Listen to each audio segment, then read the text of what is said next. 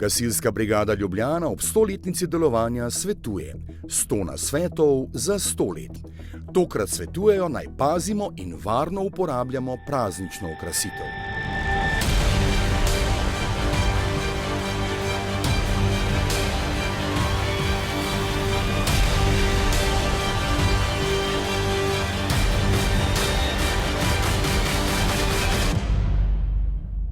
Pred odhodom od doma moramo preveriti v tem času predvsem, če smo izklopili novoletne lučke, lahko tudi polnilce za telefone, računalnike, saj imajo te naprave lahko skrite poškodbe, napake, ki jih s prostim očesom ne vidimo in posledično se pričnejo segrevati in pride lahko do vžiga. Ja, definitivno sveče tudi sploh tale čas pričarajo tako romantično vzdušje, lepo toplino. Samo jih ne smemo pustiti brez nadzora, da bi šli na primer od doma, ker se nam zelo hitro zgodi, da bi pustili prižgane. Sveča je pa odprti vir ognja in zelo hitro lahko pride do katastrofe. Če na kablu ali žici opazimo poškodbo, pomeni, da lahko se začne kabel pregrevati, lahko pride do iskre ali kakšne druge napake. Tako da tak kabel moramo nemudoma zavrsti stran, ker v primeru, da ga uporabimo, lahko pride do požara. Ker je na družabnih omrežjih vedno več prikazanih zadev, kako se uporabljajo lučke in svečke, materiali so vedno bolj umetni, vedno manj naravni, zato je nevarnost vžiga vedno večja. Moramo paziti, da umaknemo ogenj, plamen od nekih vnetljivih snovi.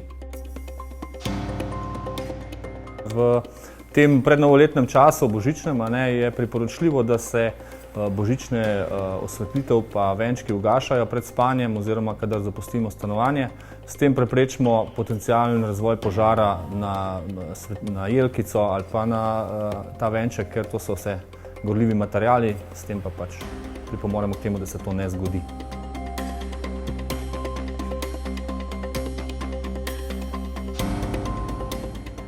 Prav tako je priporočljivo, da ko zapuščamo stanovanje ali hišo, zapremo vsa vrata po stanovanju. S tem preprečimo, če bi se v nekem prostoru razvil požar, prehod v ostale prostore, ker vrata so neka zaščita pred prehodom toplote, dima in pa tudi ognja.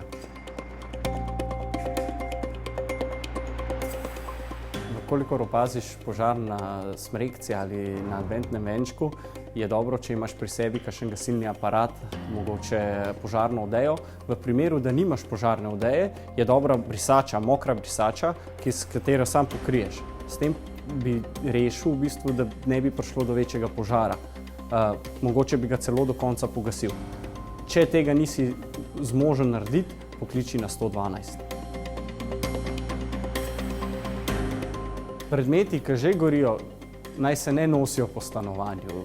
Mogoče bi med tem, ko bi nosil, naredil še večjo škodo. Lahko ti pade na tla, se vname nekaj drugega, ali pa se zgodi nekaj, se upečeš, karkoli, tega se ne dela. Če se da pogasiti na licu mesta in to je najboljša. V primeru, da ne moreš, se umakni na stran. Če se ogenj že razširil in ugotovimo, da ga ne bomo mogli varno sami pogasiti, čim hitreje zapustite prostore, za seboj pa zaprite vrata. S tem preprečite širjenje dima in požara v sosednje prostore. Pri umiku iz prostora poskrbimo tudi na ljudi v naši okolici. Tukaj predvsem pomislimo na ranljive skupine in pa tudi živali. Ko smo na varnem, pokličite na številko 112 in pomoč bo prišla k vam. Kaj storiti v primeru, če je prišlo do požara? Pokliči številko 112. Povej, kdo si in kaj se je zgodilo. Povej točno lokacijo nezgode. Povej, kako razširjen je požar. Povej, ali je kdo ostal v stanovanju.